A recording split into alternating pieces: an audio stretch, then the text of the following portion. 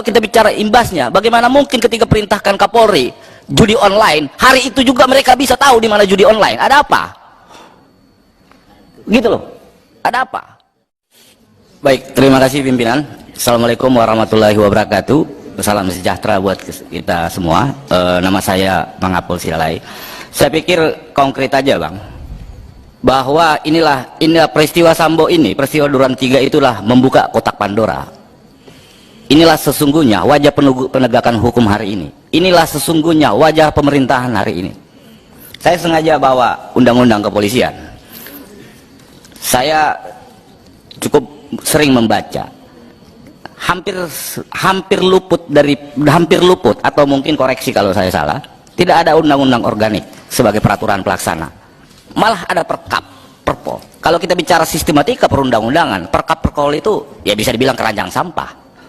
Jadi ini luar biasa peristiwanya. Jadi konkretnya sebenarnya perlu kita pikirkan menempatkan institusi ini dalam sebuah kementerian atau di bawah kementerian. Kita bertanggung jawab. Jangan lupa kita pada sejarah. Ketika Orde Baru menggunakan TNI sebagai alat pemukul, yang hari ini digunakan dengan kewenangan yang sangat besar. Sehingga ekses tadi yang kita omongin, ada subordinasi. Ada kekuasaan dalam kekuasaan. Ada Satgas Sus itu jelas mendelegitimasi satker yang ada. Ini ada apa? Gitu loh. Kenapa? Karena undang-undang membuat itu.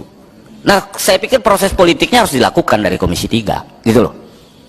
Undang-undangnya dirubah dan tidak menutup kemungkinan tampak juga sedang mempertimbangkan untuk melakukan JR, judicial review terhadap undang-undang itu. Karena jelas di situ dalam konsiderasi disebutkan undang-undang kepolisian ini ada peran serta masyarakat. Tapi kemudian itu dinegasi dengan dalam pasal yang diatur kehendak mereka sendiri, tafsir mereka sendiri. Pertanyaannya, kalau kita anggap KUHP adalah masterpiece karya bangsa Indonesia, tidak mungkin ada perbedaan penafsiran terhadap itu. KUHP-nya polisi ya KUHP-nya pengacara juga, KUHP-nya hakim ya KUHP-nya pengacara juga, bagian dari caturwangsa penegak hukum.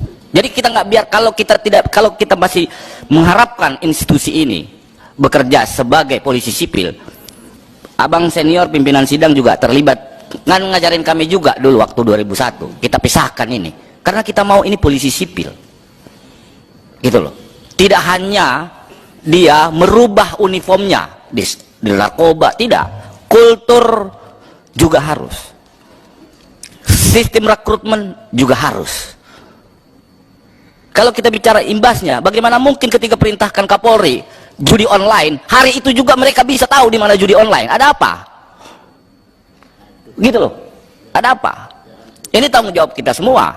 Bukan saja ini tanggung jawab kita sebagai berbangsa. Jadi konkretnya perlu perubahan terhadap undang-undang ini dan kita pikirkan bagaimana menempatkan dia dalam sebuah kementerian bisa kok kalau kita belajar dari itu. Banyak kok gitu. Dan kemudian juga soal Kompolnas, tidak ada kewenangannya, buat apa gitu loh. Aku nggak paham waktu Komisi 3 RDP ya kalau nggak salah ya, dengan Kompolnas LPSK, aku lihat di situ dia posisinya di satu sisi adalah ketua Kompolnas, tapi di sisi lain dia adalah perpanjangan tangan presiden, pendelegasian tugas presiden di Menko. Ini bias. Kalau kita bicara tata negara itu bias gitu. Ya akhirnya lahirlah seperti ini. Kita tidak mau lagi peristiwa Sambo ini terulang di masa depan. Kita juga pingin menjaga institusi ini, menyelamatkan institusi ini dari 100 orang perbuatan oknum lah katakan, dibanding 430.000 sekian personil. Jangan sampai juga mereka demoralisasi terhadap kasus ini. Itu tanggung jawab kita juga. Saya pikir sebagai pokok-pokok kepikiran cukup yang ya. Perkap itu kan bukan hukum sebenarnya, itu sifatnya peraturan internal ke institusi yang akhirnya jadi hukum. Inilah kenapa Komisi 3 ya akan merubah undang-undang kepolisian dan KUHP, karena polisi itu kan harusnya tunduk pada konstitusi dan hukum ya. seolah-olah peraturan Kapolri itu jadi hukum. Padahal itu sifatnya instruksi, ya, bukan hukum. Kalau kita bicara tentang arti sebuah hukum, ya. Itu yang tentunya kami berhati-hati mensikapinya. Karena sekian banyak, ya, kalau kita mau mengkaji perkap, ya, sekian banyak perkap-perkap yang keluar itu kan menyalahi KUHP sebenarnya, ya. Dan undang-undang kepolisian pun seolah-olah melengkapi, padahal melampaui, ya, melampaui undang-undang kepolisian. Nah, inilah kenapa Komisi 3 ingin melakukan FGD dan mereka masukan untuk reformasi ke depan itu agar tidak terlalu bias, ya. Kenapa? Bicara Kapolri, bicara perkap yang lain lagi. Ada perkap yang aneh-aneh, ya. Ini misalnya